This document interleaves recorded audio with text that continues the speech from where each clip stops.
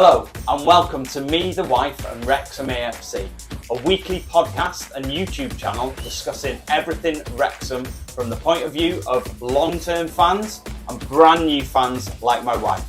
So sit back, put your feet up, relax and let's get stuck in.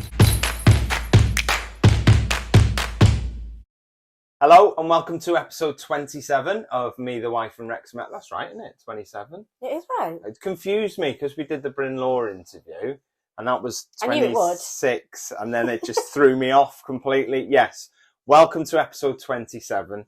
I think we will start this week with the Levelling Up Fund. Or the lack of. The lack of the Levelling Up Fund. So Yeah. we didn't get the funding from the government to go ahead and sort of build the Kop. Lots of controversy about it. Lots of controversy. I think there's one point for anybody who's not completely aware to sort of talk about is this wasn't like a one-off submission. So it wasn't just us who were submitting a sort of application for the Levelling Up Fund, was it? There was lots of different sort of councils around the UK who submitted applications. The government had been to see each and every one of them and then made a decision on what they'd saw and so on and so forth of who they were going to go ahead with. We unfortunately were not on the list of tick, go ahead and do what you want to do. Do you know what a lot of people are saying that's because we're not an affluent area. Oh. So I've been reading about it and there's lots of places that the government have accepted. Yes. And it just so happens to be that they're quite affluent areas and probably don't need it as much, but I might be wrong in saying this, and you're more than welcome to correct me, but Rishi Sunak, obviously the PM, he's obviously an MP for a certain area in the UK. Don't know I can't remember what area it is. An affluent area. But didn't his area get accepted for the Levelling Up Fund as well? Shocking. I know. So, I mean, we haven't got it. It is what it is. It is what it is. Were you expecting to get it? Yeah. You were? 100%. And I think by the outbursts and things on social media, I think a lot of Wrexham fans, including the club, were expecting for us to get it because it was to me, it was a no-brainer. Yeah. But obviously I haven't really looked into that much the other projects and the ones that did get funded, and because maybe a lot of them thought the same thing as well, and a lot of the ones who got turned down thought the same thing. Oh, this is a no-brainer. It benefits the community in this way, and maybe a lot of people did think that, but we didn't get it. So we're just throw it in. We didn't get it. For the we didn't get it. But we're on to Plan B now. Yes, there is a Plan B, which is always a good thing to have a Plan B. We're Wrexham. We don't do Plan A.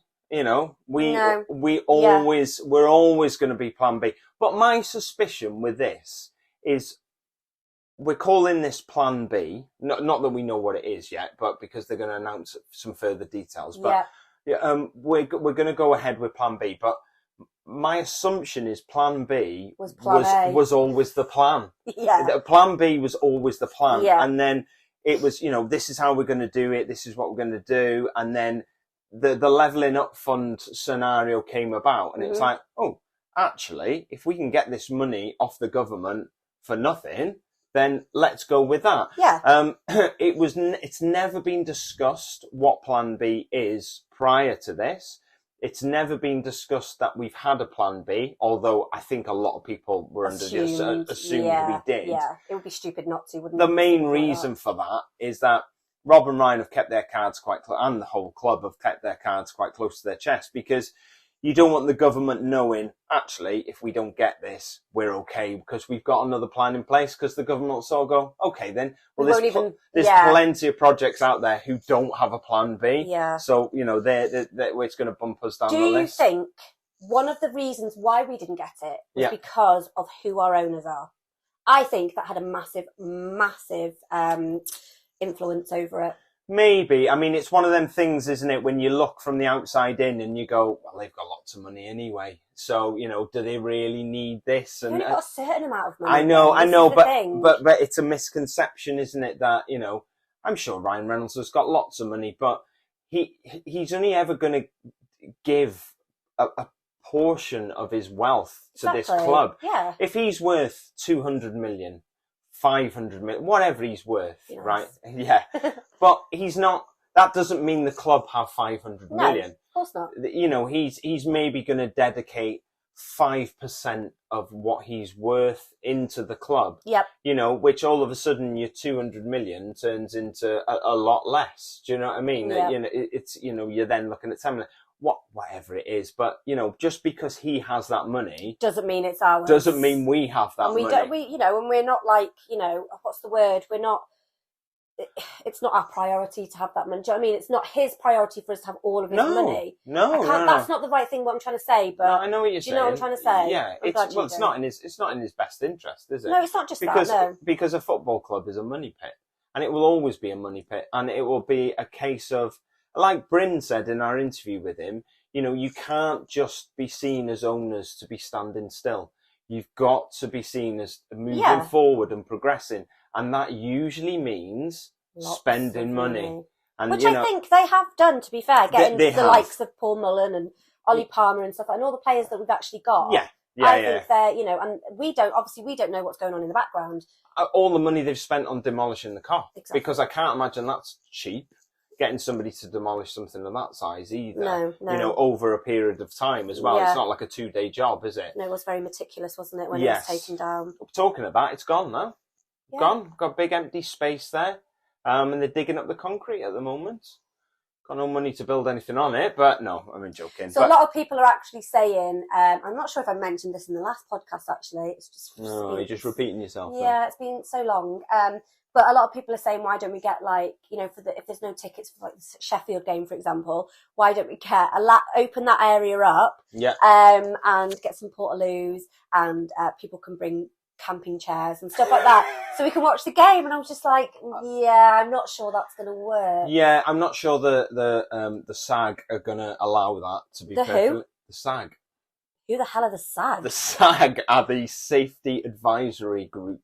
When you say health and safety people. Yeah, so basically they're the ones who. So there's so Sheffield United. A lot of fans are under the assumption when it comes to FA Cup games, you get 15% of the tickets. That's just the way it is. It's not the way it is, because that is the advice that the FA give 15%. Although the safety... Sheffield United be rubbing their hands together. They've already got like 1,000 and something fans come in, and we've sold out. Yeah, that's what I'm saying. I don't know what it's talking about. The Safety Advisory Group will always say, no, we can't have 15% here. This is how much we can safely allow into the ground. Oh, you're talking about people. I thought you were talking about money. No. Okay. God, no, 15%. Right, I get seats. You now. I get you. It's all about the money. Yeah, it's all about the money. Money. Anyway, what do you think Plan B is? Build it themselves. Well, not literally build it themselves, but hire local businesses, local builders, merchants, and all that kind of stuff, sourcing materials locally and doing it that way. What do you think Plan B is going to be? I think it's going to be the Tik Tok Kop, personally. So you think TikTok are going to pay for it? Yeah, I think that's what's going to happen. I think you're gonna give away the naming rights to the stand, and you are going to go, right, okay, it's going to cost us 8 million quid to build this. TikTok obviously pay us to sponsor anyway. Yeah. So what you would look at go, well, do you want to sponsor that nice, shiny, big new stand? And they go, yes. Here's the deal for you. You can sponsor it at a cost of £500,000 a year, and you can have it for 10 years. The contract's for 10 years. So can we have £5 million, please? And then you take that £5 million, you start building it, whatever you're short, you put in yourself. That's my assumption. Are you bothered that it'll be called Tik Tok Kop? Tik Tok Kop. I like the name. Tik Tok Kop. I like the name. Tik Tok Kop. Yes, let's make it that. Yeah. Yes, that's going to be the name. Where are you sitting? I'm in the Tik Tok Kop. I'm in the Tik Tok Kop. Yeah. So I don't know. I mean, people are just going to call it the Kop, aren't they? We're at the Kop end. Yeah. I mean, people call stands things that they were called 25 years ago still. So yeah, well, I had a little discussion with my father about the Kop. He used to go to the football games years ago before he joined the army, and he said it was called the Smithy Lane End, or is it Smithy Lane? No, what's the lane called? Crispin Lane, sorry. Yeah. Smithy Lane. Crispin Lane End. Yeah. He's like, oh, if you're going to meet your mates, where are you meeting us? Oh, the Crispin Lane Lane. Don't know why I'm doing that voice. Yeah, I was going to say your dog doesn't talk like that. He doesn't. But I thought it had the word cop on it, so that's why they called it the Kop. No, so the Kop will be the standing area in the ground that's behind the goal. That's always not just for Wrexham. It's like the Liverpool Kop, the Kop. But that's so it originated from, say, Liverpool, for example. No, I'm not saying it Who originated cares? from Liverpool, but that's a standard name. It's not called the Kop just in Wrexham. It's the Liverpool Kop. Yeah. But people still call stands all sorts. The Yale stands, the Eric Roberts. I get so confused by all the different names. I know we sit in the Macron stand, but it's actually, is it the Mould Road stand or Cold Road as people call it? Yeah, no, it is the Macron, but then that's been the Hayes travel stand, been the BK Concepts, I think. Yeah. Sorts, I don't know. So anyway, with them building this new Kop, when they've sorted out all the finances and whatever. Tik Tok Kop, yeah. Tik Tok Kop. People are, obviously, when the Mould Road stand was built, to kind of get some more money in, to help build that, they gave you the option of buy a brick. Yeah. Which obviously we didn't do at the time because... No. It was years ago, and we weren't even together then. But I think that's very much. I think we're in a very much different scenario now. So, the sense of that with the Mould Road, we needed the money to build that, and that's why they sold the bricks, and that's why that happened. I think now we're in a very much different position, and we don't necessarily need that money. No, but it would be. I think it's still a nice thing to do for novelty's sake. I would definitely have it. Yeah, but I don't think it's a necessity to be paying for this. No. I think people are I've seen a lot of people sort of panicking, going, oh, well, why don't we do this? Why don't we use, I don't know, Jim, Jim's got a digger. Jim can do it. He'll only charge you 50 quid a day, Jim will. I don't think we're in that position. No. You know what I mean? I don't think we necessarily have to be selling bricks to pay for the stand. For novelty's sake, I think it's a good idea for people to get their name in stand. I mean, we are hoping that they will do that because we would love that. What would you put on there? Would you put Ryan, Sean and Alfie, or would you put me, the wife from Wrexham AFC? Oh, right. So it's not just for me? No. Oh, I'd go share it. Yes. Well, we'll have two. Wrexham, we'll have two, please. Okay. Yeah. 50 quid each. I'm assuming. 100, whatever. We'll have one. We'll have one off you. There's your birthday present sorted. Great. And yours. And Alfie's. Boom. Little bit more news. So Rory Watson and Kai Calderbank Park have extended their contracts until the end of the season. They have, which was announced this week. Not really seen either of them, have we? So they're doing. I've seen their faces, but I don't know what. Never They're seen both them goalies, aren't they? They're both goalies. Yeah. I think, I'm not being mean, but I don't want to see them, because if we are seeing them in the team, it means we've lost Howard and we've lost Lainton. So I'm more than happy to never see them play. In the nicest possible way. It's like that guy at the vet, not being personal, but I hope I never see you. Yeah, no, yeah, exactly, yeah. So it's one of them scenarios where you go, I hope we never have to see them play. They might be great. Don't get me wrong, they might be, but there must be something in there for Parky to get you. You're on your third string, fourth string keepers if you're seeing them play, aren't you? So that's where you sort of hope, fingers crossed, you never have to watch them. No. So Maidstone. Yeah. Oh, what's that noise? It was a bit of a nail biter, I think. And I keep saying this, but I think it was, I mean, the goal by Young was immense. Absolutely. No, you're not. Oh, you're Hayden's goal. No. I'm not. I mean, he's just lobbed it in, hasn't he? Don't poo-poo it. I'm not poo-pooing it. Very good control of the ball. get it back, get it over. He said himself... He hasn't rifled it in from 30 yards, though, has he? It's quite a way away. You know, right in the stanchion. One of them jobs. He said in his interview that he knew that he had to have control of the ball, and he said he just kicked it, and it was like one of those, it either goes in or it doesn't. And he thought, it's got a chance to go in. But if it doesn't, whatever. You said it there, though, haven't you? He's just kicked it. Yeah, but isn't that what footballers do? Kick the ball to get it in the goal. I'm very... Do you know what, Mr. Young? I think it was a perfectly executed goal. Yeah, it was well done. He's knocked it towards goal in the hope that it's gone in. Literally, though, it was right in the corner. It was. So more luck than judgment, I would say, but very good. And it got us off to a good start, didn't it? It did. We were very much on top. Literally. Yeah. At one point. very much so. I think Mullin, Ford was getting a lot of joy in that first half. Down the right-hand side, they were sort of leaving him quite open. To be honest, keeper pulled off a couple of decent saves from Ford.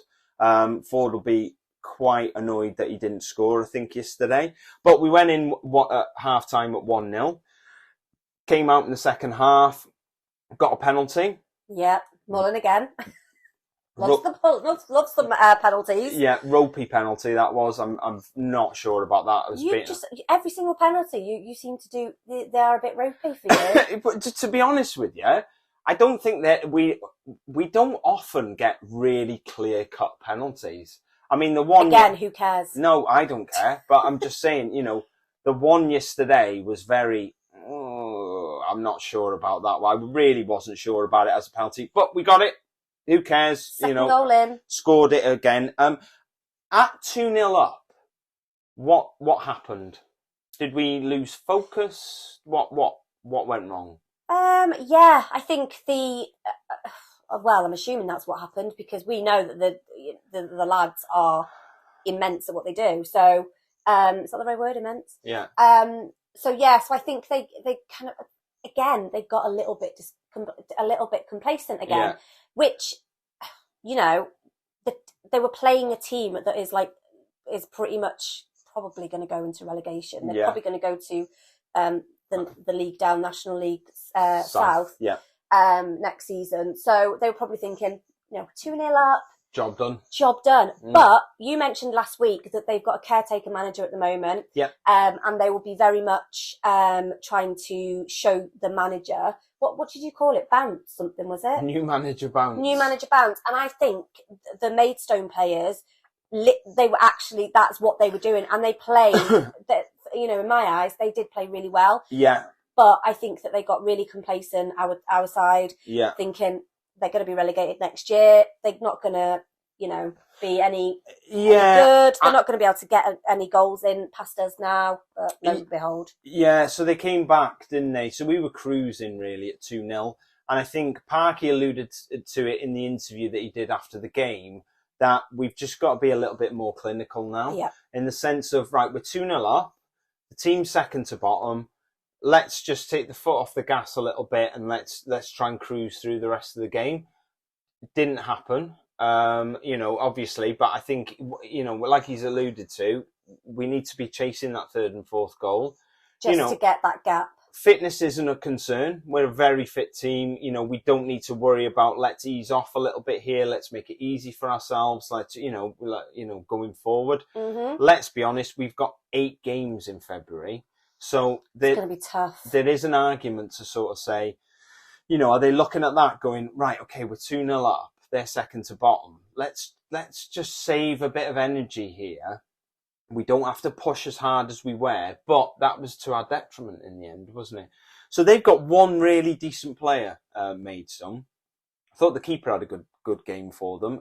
From what I heard from the commentary yesterday, the keeper is, they're not a big fan of him down there in Maidstone. They think he makes too many mistakes.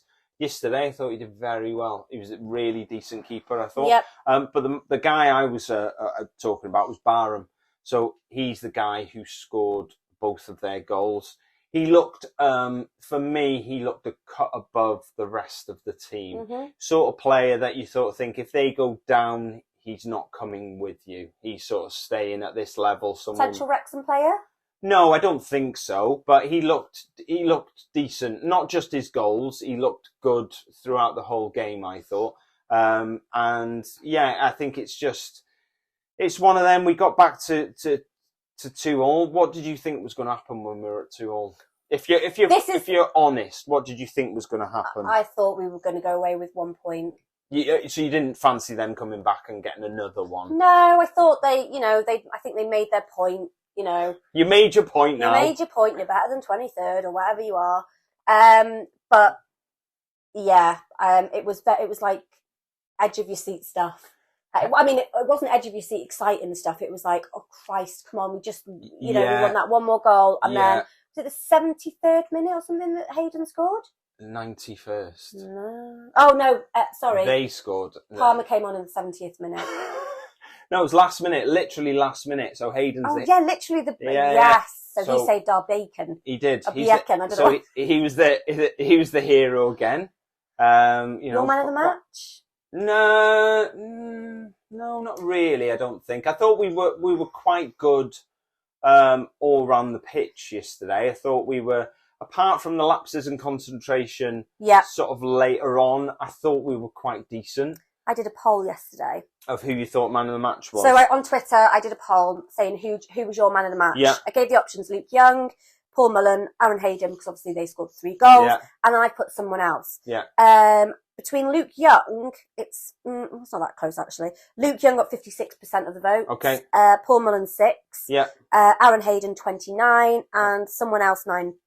Okay, so Luke Young pretty much yesterday. Yeah. Which I'd already made a man of the match post. And you'd already decided. I'd already decided. As soon as he scored that goal, I thought, you know what? You're very easy to please sometimes. Well, Yeah. Yeah. Do you think, do you praise the resilience or do you worry about the lack of concentration? Because obviously the resilience in the sense of you're 2-0 up, then they've come back into it. The resilience then to go and win that game. Do you praise that or do you worry about the lack of concentration? Yeah. They should have been on it from the moment that second half whistle went. Well, to be honest, and not let those goals in. Yeah, we made sort of predictions for the game. I went 3-0, you went 4-0. And at the point when we're 2-0 and we're quite comfortable, we're sitting there thinking, well, which one of us is going to get this right? Are we just going to get one more? Are we going to get 2 more? As it turned out, it didn't work like that, and it just sort of fell away. One other question is, do you think, because I don't know if you were aware of this, because I didn't talk about it yesterday, but the pitch, so they've got a 3G pitch. Don't know what that means. Okay, it's artificial. It's not grass. Right. Okay, so do you think that affects teams who go there, who play on grass week in, week out? Yeah, because it doesn't, it's not your usual surface, is it? I'm assuming the studs of the boots, when you're on grass, you've kind of got that. Yeah, you got different boots you'll have. Yeah. So you're playing different. Yeah, I would have thought for 3G pitches, yeah, you'll play with different boots. Yeah, but having said that, I'm pretty sure I might be going nuts. I'm sure Dorking have got a 3G pitch as well, and we beat them 5-0. So this is there really a huge argument that your point's a bit useless, really. To be honest. Pointless. Yeah, maybe. I think I was quite chuffed with the win yesterday, even though the last sort of half an hour wasn't great. I think we've had 2 games in a row now, so Bromley and also Maidstone, where I think they were games that we would have dropped points last season. 100%. Yes. I think they were games that we wouldn't have got back from that. Definitely the Maidstone game. I think once they'd come back, I think that would have knocked the stuffing out of us, and I don't think we'd have gone on to win that game last season. Bromley as well. The way that they were playing, I think we'd have struggled to break them down, and I think we'd have given up before we'd actually sort of scored that goal. I think last season. So I'm quite chuffed. That's 6 points where it could have easily been 2. Yeah. I think from the last 2 games. Yeah. So I think that definitely a decent result for us yesterday. So our next game with Gateshead on Tuesday. Yeah. Away at the I can't remember what the name of their stadium is, but it's in Gateshead anyway. Gateshead Ground. International, Gateshead International Ground. It's called stadium. Yeah. I mean, one positive to take into Tuesday is, Tozer often struggles with his run-ups for his throws, especially at these smaller grounds. He could probably run 50 metres before he throws this one in because they've got a running track around the outside. They have, yeah. So he can so bizarre. He can have a massive run-up at these long throws. He'll be wetting himself. He will. He'll be so excited. So their last 3 games, how have they got on? They've drawn 2 and won 1. Okay. In the league, that is. That's in the league because they beat Oldham in the FA Trophy 3-1, and that was at Gateshead as well. So they're unbeaten in 4, I think. Somebody was more than welcome to put me right. I didn't write that down because I've just thought of it now. So the last time they won a home league game was on the 19th of November. Okay. So we are now on the 21st. So they haven't won at home. They're 21st in the league. So we're playing a lot of teams that are sort of down around the sort of bottom. But as yesterday proved, it means don't nothing. Don't get complacent because, people, like I keep saying, and I've said it in, I don't know, a dozen of our podcasts, I just think that people play Wrexham and they go into the games like, do you know what? Because of who owns us, people have a point to prove. Yeah. It's like, we're just as good, and they come out and they play a good game. Not always, it's not always positive for them because a lot of the time they don't win. But we've got to go in there like we are playing, top foot. The top you've got to go in with that mindset. Exactly. You, every game is the same. Yes. You might set up a slightly different way, or you might have certain things to look out for, but go into the game thinking the exact same way. If it's a big game and it's well, they're all big games now. They are all big games, but they should treat the games as if it's the game that's going to get them promoted. So this is the last game of the season. Yeah. This is going to be whether you're going to get promoted or not, and that's how they should go into every single game. Yeah, so we beat them in August, didn't we? I've just moved on. Shut up! Yeah, move on. So we beat them 3-1 in August. Mm-hmm. They had a man sent off. I think we went 2-0 up in the first 8-9 minutes. They had a man sent off. They came back into it. They got a goal back, and then we went on to win it 3-1. So what's your prediction for Tuesday? It's an away game, so I'm going to go with 2-1, I think. I'm going to go with the same result as we got at home. I'm going to go flip that round. I'm going to go 3-1. Okay. Yeah? Mm-hmm. All right. Happy with that? Yeah. I allow you to have that, yes. Thank you. So Sheffield United. Sheffield United. So excited about this game. The big one. The big one. Yes, we were concerned about this, weren't we? Because it was I think we've mentioned this before. Not the game, the day it was going to be on. Because our 10-year-old's birthday's next Friday, and it was potentially going to be that Friday. But then it was it could be the Saturday, and I was like, well, that's when he's having his party. It was like, oh my God. Yeah. But it turns out the FA have been kind, and so it's going to be on TV. BBC One. Yes, so it's going to be live on there. I don't know where to start with Sheffield United, really. I mean, are they still second? Yeah, they're second in the Championship. Yeah. They won on the weekend. They won 1-0 against Hull. I watched that game, bit of research. So they've won 6 games out of 7 that they've played. They've won 6 out of their last 7. The one game that they didn't win, they drew 1-1 with QPR. Mm-hmm. They've got an absolute beast of a front line. They've got Untied. They've got McBurney. They've got Billy Sharp. And to be honest, not know the other two's first name because you didn't mention them. Ollie McBurney. Okay. Yeah, see, I do know my stuff. Well, you just went Nadaya, McBurney, I say that. and Billy Sharp. He's one of them names that I say different every time I say it. Untied. It is Untied. Yeah. So Ollie McBurney as well. He's played for Swansea in the past. Okay. And decent as well. Billy Sharp's been around forever. I think Billy Sharp's one of them people who everyone's got a little bit of respect for. Billy Sharp sounds like a footballer from many, many years ago. It does, You know, from like the 60s. Yeah. And here is Billy Sharp with his big Kevin Keegan hair. Yeah, he had Billy Sharp. Football fans have a lot of respect for Billy Sharp because Billy Sharp. I don't want to dwell on it too much, but Billy Sharp had a child who passed away many years ago. I'm not sure if it was during childbirth or anyway. He had a child who passed away, Yeah. and he played. He wasn't playing for Sheffield United at the time. He played and he scored. And he had a T-shirt on that said, "That one's for you, son." Oh, and I think I remember yeah, that. so it's and so I think everyone's got a little bit of respect Obviously, for stuff Billy like Sharp. that makes me really upset. I know, so I like yeah. Billy Sharp. I've always liked Billy Sharp. He's a very good player.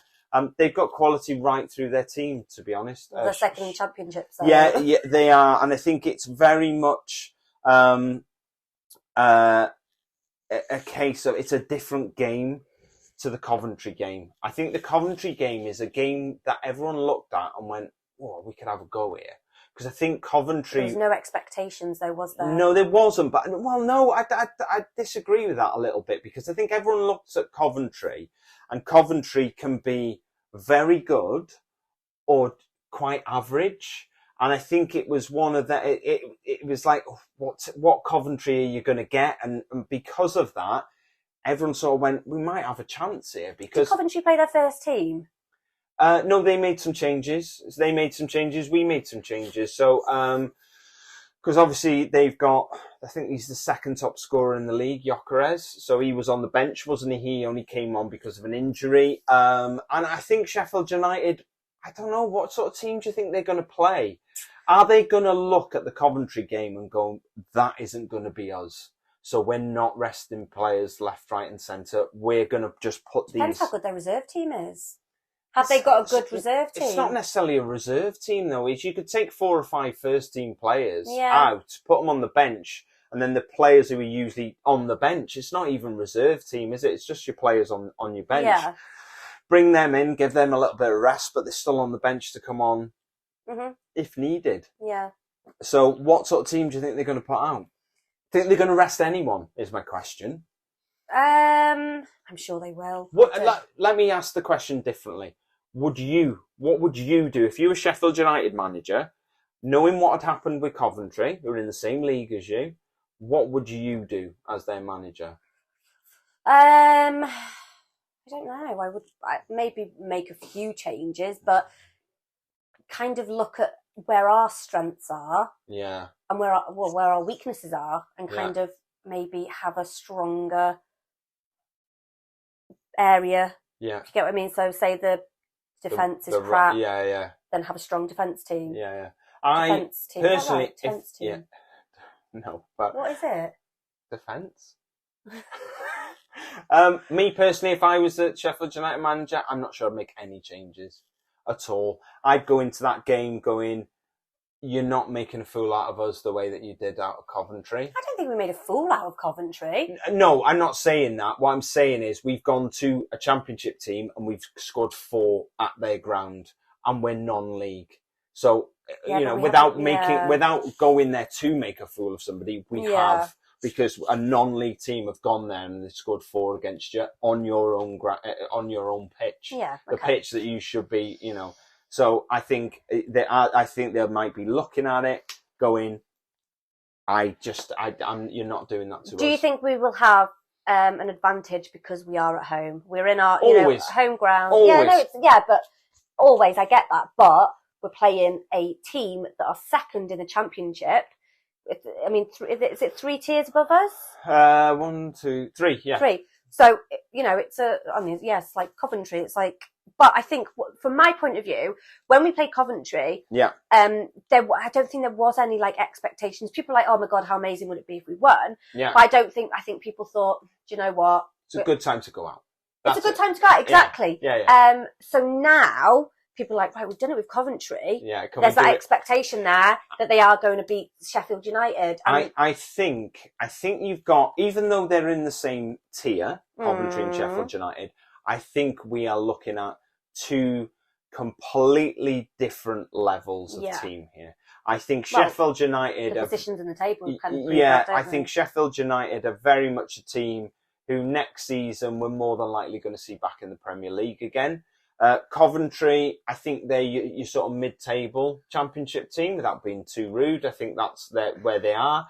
They might be able to sneak up, get playoffs, but I think they're sort of where they are. Yeah. They are where they are. They've got some excellent players, but the championship is littered with excellent players. So, I think you're looking National Leaguers as well. Yeah, but I think they're two different levels. That being said, I mean, Wrexham love a giant killing. They love an upset. We beat Arsenal, didn't we?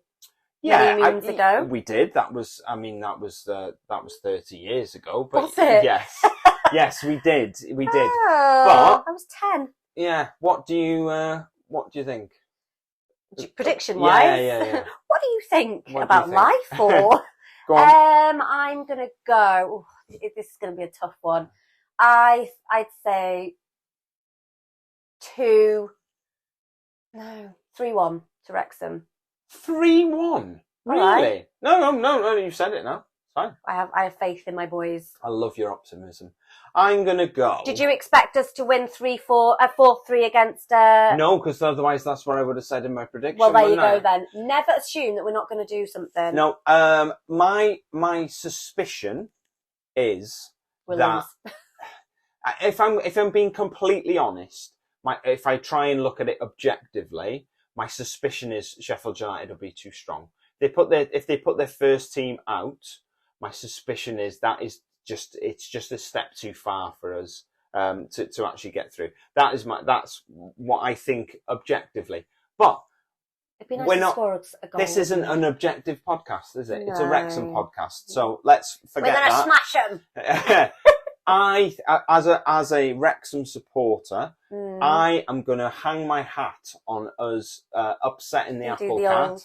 Upsetting the old apple cart, and I'm going to go. Whose apple cart? Ours or Sheffield? Sheffield. Okay. You've got to upset the old Sheffield apple cart. Yeah. I'm going to go with us winning 1-0. Okay. 1-0, tight game. I think there are going to be long periods of this game where they're on top. They're a championship team. They know how to hold on to the ball. They know how to control games.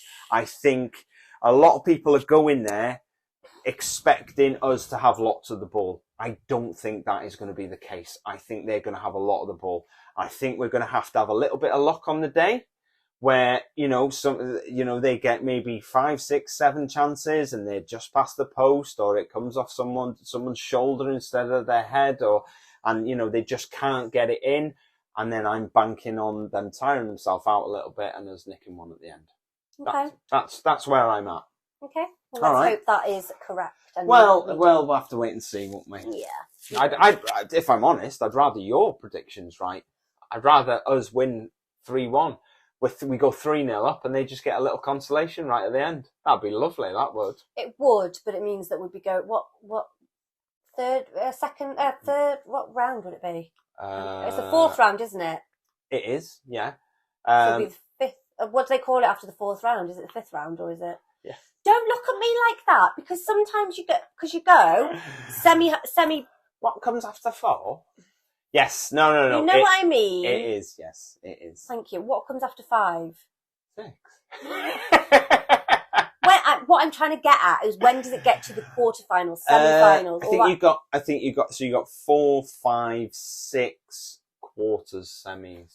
Yeah, I don't think we're going to get that far. No, mate. No, it'd be nice, but it would be lovely. Right. Be lovely. Lovely Jubbly. Shan School, excellent. I'm not sure how I like this name. Shan School? Yeah. Why not? I don't know. Shan School. I came up with a really good name and you poo-pooed it. Yeah, no, so don't say it. Schooled by Shan. No? Okay, let's just go on with it. Anyway, right, so we asked you to look into red and yellow cards, didn't we? To help out our international viewers and also domestic viewers and listeners who are new to football as well. So we've done the offside rule. Very excellently done by yourself.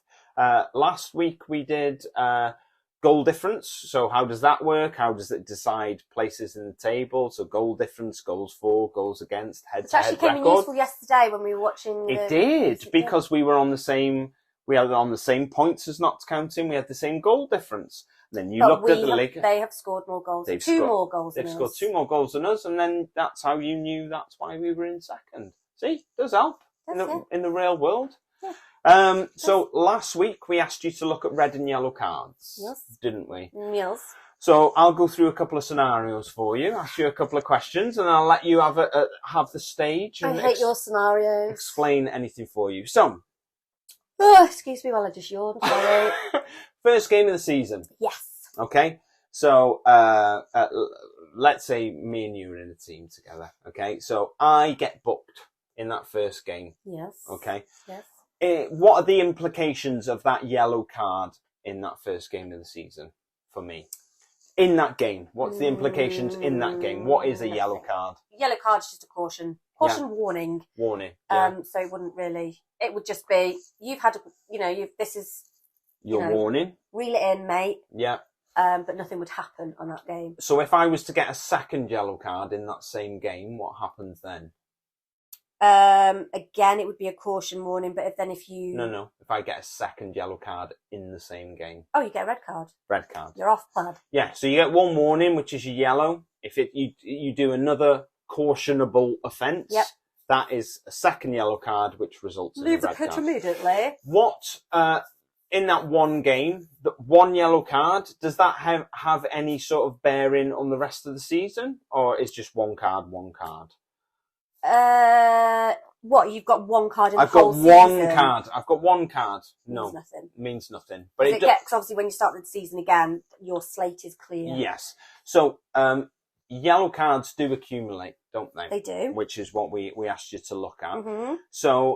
So over games. So if I was to get a yellow card in game 1, game 2, game 5, game 7, at what point do these accumulation of yellow cards affect me?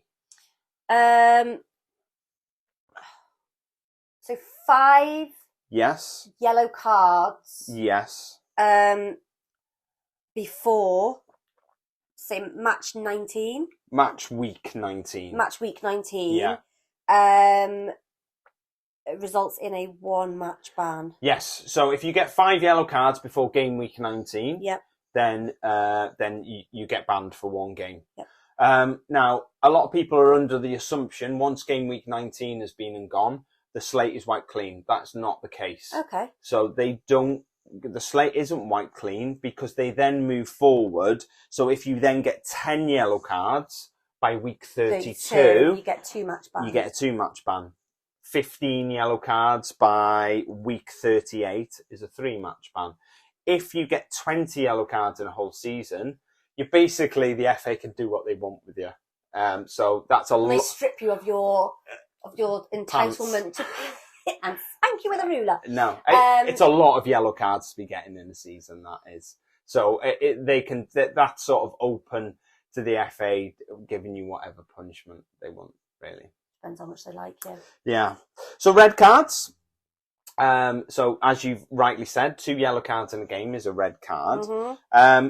If you get 2 yellow cards in a game and you result in being sent off, is there any sort of suspension for that sending off?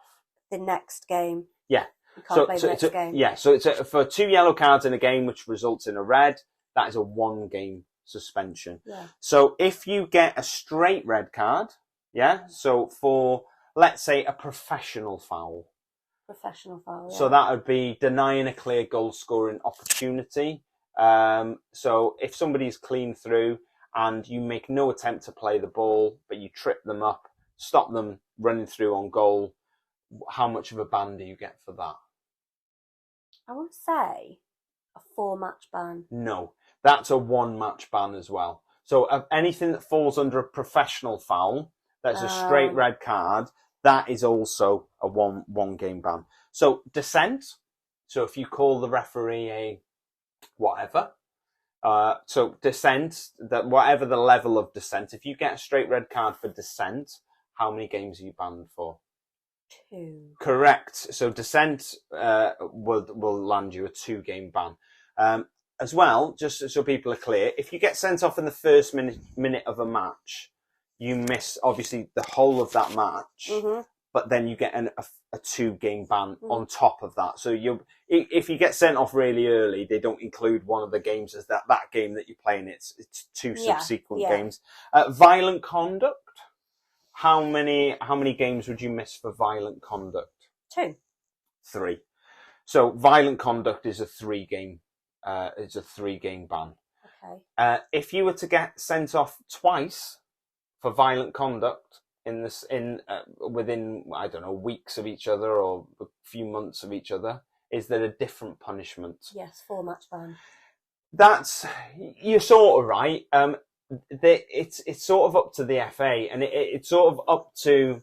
It depends what the violent conduct is. If you kung fu kick somebody in the face, I was going to say, what constitutes violent conduct? That isn't just going to be. I don't think that you're going to end up with a 3-match ban there.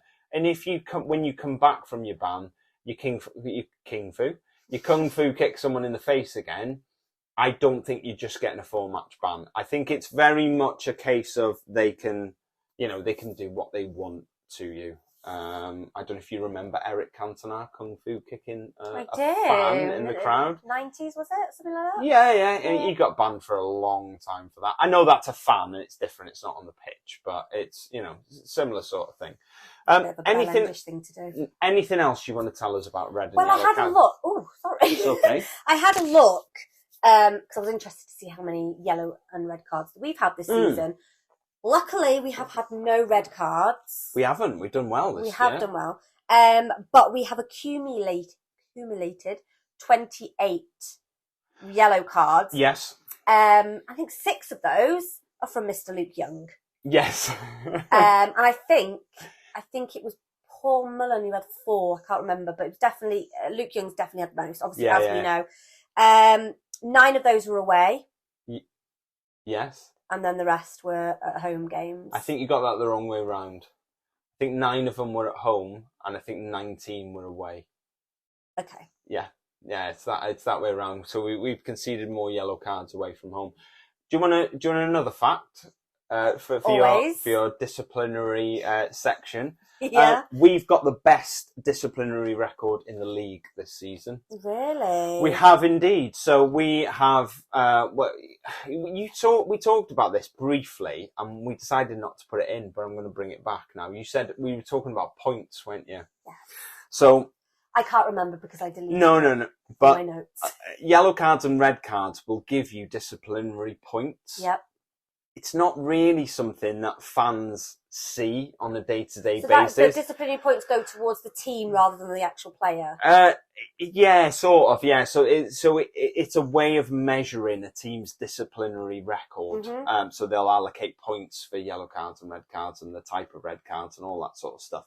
So we have the least disciplinary points, putting us in first place on the best behaved boys in the league. Good. But last season we obviously suffered with a few red cards. I remember McAlinden getting sent off. Paul Mullen twice. Harry Lennon got sent off. I mean, we did.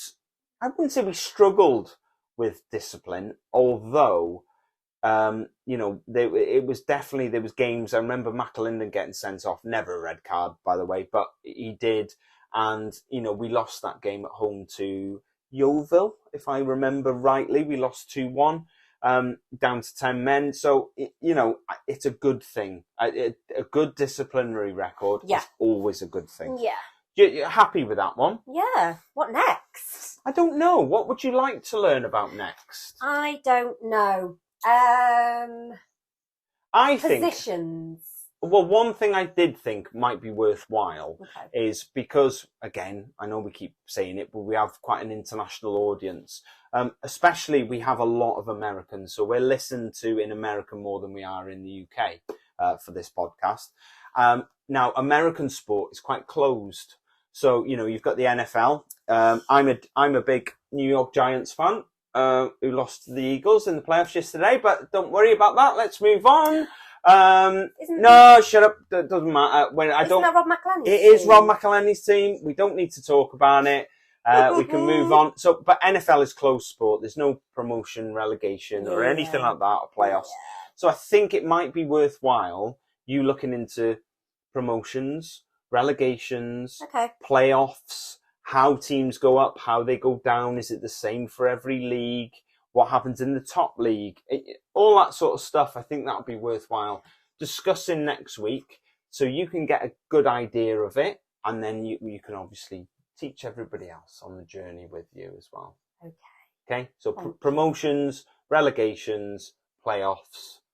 We've talked about playoffs though, haven't we? Briefly. Yeah. Okay. So yeah, I think that will be massively benefit. That will suffice for next week. That will suffice for next week. Okie doke. So people who got in touch. So we had Al get in touch from BCCM, so Border Collectibles.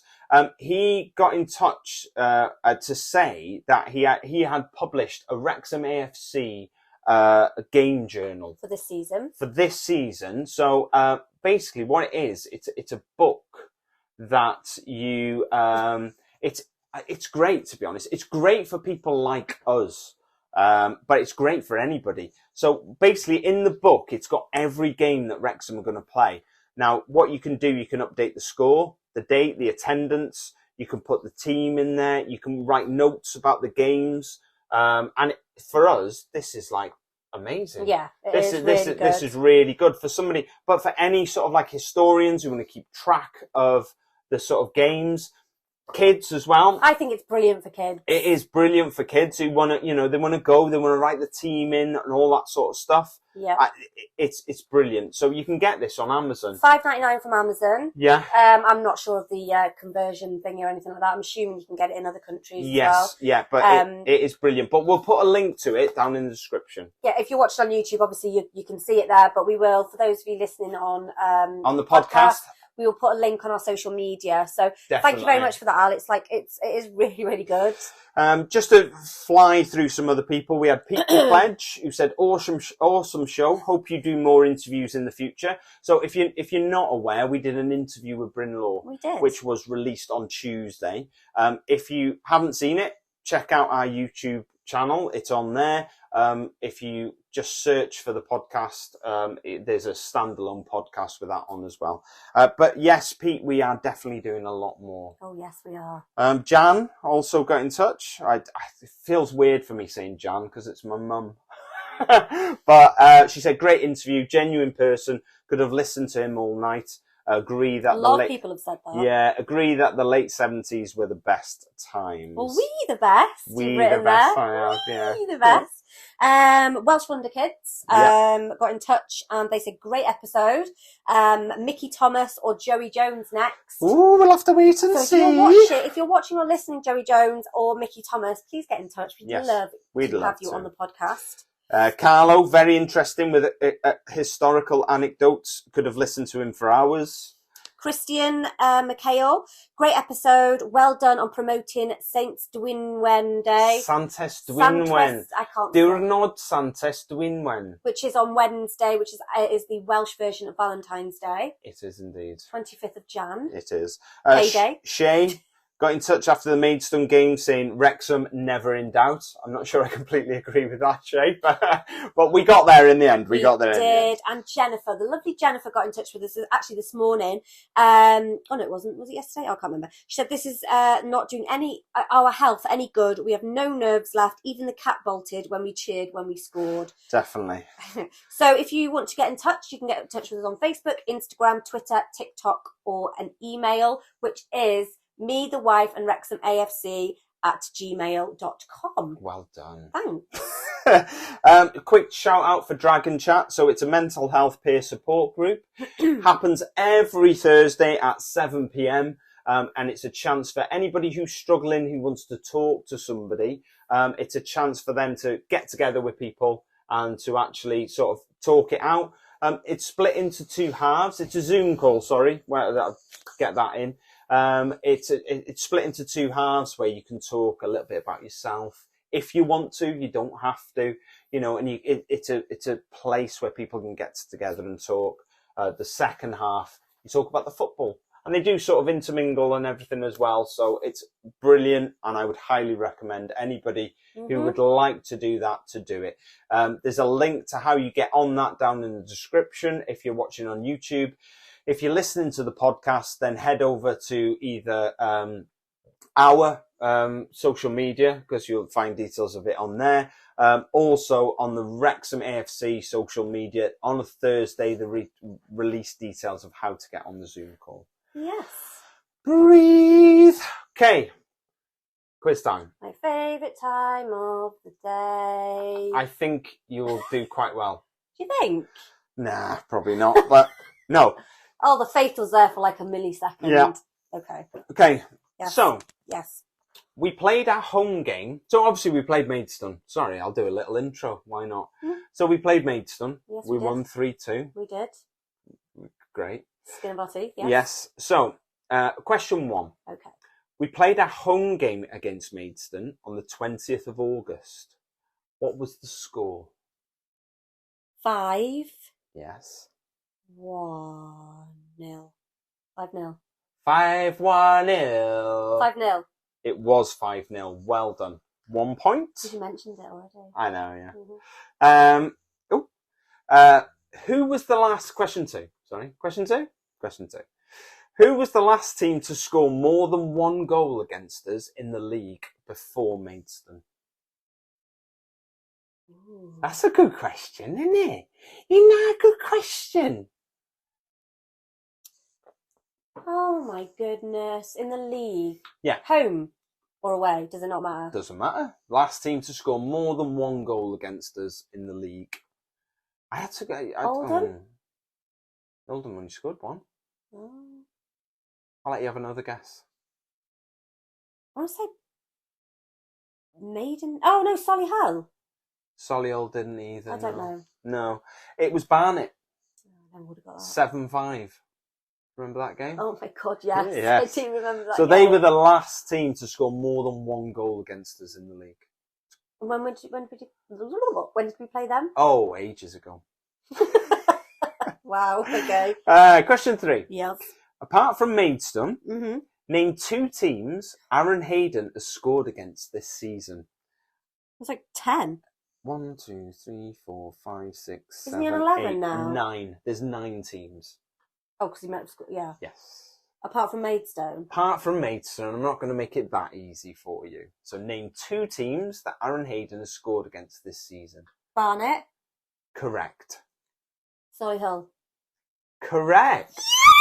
So the teams Aaron Hayden scored against are Barnet, Boreham Wood, Halifax, Maidenhead, Scunthorpe, Solihull, Torquay and Woking. Very I am good. cooking on the gas. 2 out of 3 you've got so far. Oh yeah. You didn't get Barnet. Oh, I thought it was on. Question 4. Okay. Luke Young scored on Saturday. He did. Taking his total to how many for the season? 2. Correct. I'll give you a bonus point Oh here. no, don't. Who was it again? Bonus point. Who did he score his other goal against? Come on. Solihull. Barnet. Let's be honest, who didn't score against Barnet? He scored 7. And question number 5. Yep. So what you're on here? 3 out of 4. This is for 4 out of 5, this. Okay. It's a big moment. Dun dun dun. Question number 5. Yeah. Including Saturday, how many penalties has Paul Mullins scored this season? 3. No. 4. No. 5. No. 2. No. Oh, I missed one, didn't he? 7. No. I don't know. 6. Oh, why did I go 5-7? Wow, that's just stupid. So you went 3, 4, 5, and I was thinking she's going to get it now. Then you went back to 2, and I went no, and then you went 7. Okay, now you've done all right there. You got 3 out of 5. That's good. I think you're definitely in the respectable zone. I'm with 3 out of 5. learning a lot. You are learning. I a am. lot. I'm getting there. I tried to make it more about what happened on the weekend for you, so it's Yeah, fresh. because you know I'm not very good at remembering things. Yeah, even though I did ask unless you. it's something that you did wrong 12 years ago. Yeah, then I always remember. Right, well, thank you very much for tuning in again this week. I think that's You always get the outro wrong. I You know, don't you? yeah, but I don't know. Anyway, thank you very much for tuning in again this week. I think, do you know what I struggle with? It's because we do it on YouTube and the podcast. So I sometimes want to say watching, And then, but the people listening on the podcast are going to go, well, what are you on watching about? it. Yeah, I'm not watching it. Tuning in. Yeah, tuning in. Thank you very much for tuning in again this week. And we'll see you again next week. Bye. Bye.